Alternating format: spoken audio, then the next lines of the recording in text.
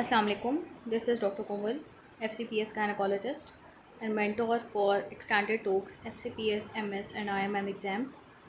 This podcast is about Robson's classification. What is Robson's classification? In 2015, WHO proposed global standard for assessing and monitoring of C-section rate in healthcare facilities internationally. It allows comparison and analysis of the cesarean section rates. Robson's classification has basically 10 groups. Group 10 and Group 5 are unique in such a manner that these are involving the patients with a previous cesarean section. Similarly, in Group 1 and 2, these are the groups for the nulliparous patients. And as we go down the group, the patients they convert to multiparous patients in the groups. In the group 8, as you can see, the figure of 8 has two zeros. So you will remember it in this manner that this group is for patients who are having twin or multiple pregnancies. Similarly, group 9, as 9 is written in oblique manner, so you will memorize it that this group is for oblique or abnormal presentations. As I have already told that group 1 and group 2, these are for nulliparous patients. Group 3 and group 4, they are for the multiparous patients. Group 1 and Group 3, they are similar in such a manner that these are involving patients that are in spontaneous labor. But the difference is that Group 1 is for nulliparous and Group 3 is for multiparous patients. Similarly, Group 2 and Group 4, they are similar in such a manner that they are involving patients that are in induced labor or are having a pre-labor cesarean section.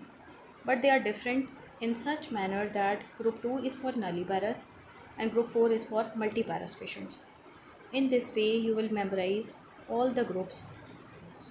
In exam, the station of Robson's classification, it is basically a recall station.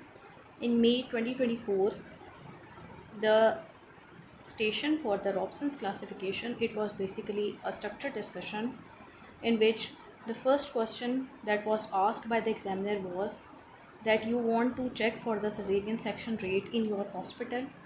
How will you calculate it? You will answer that I will do the audit by using the Robson's classification system. The second question was that how will you calculate the percentage of cesarean section in each group?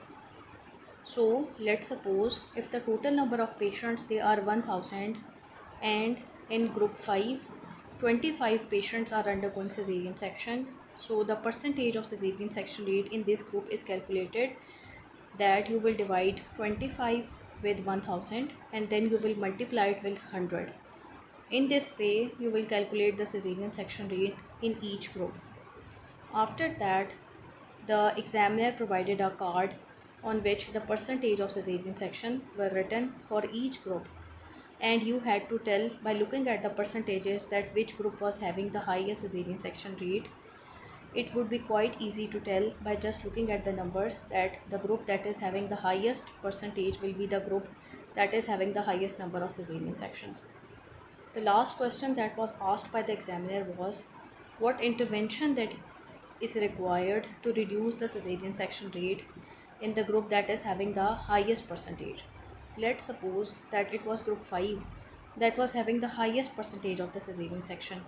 So what will you tell the examiner? You will say that first of all I will look for the indication of the cesarean section of the previous section, and as well as I will look for the present indication for cesarean section.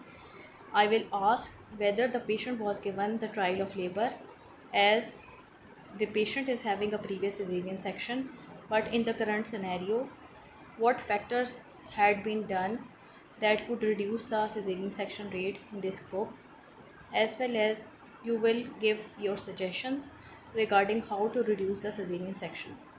I hope this is helpful for your exam. Thank you very much.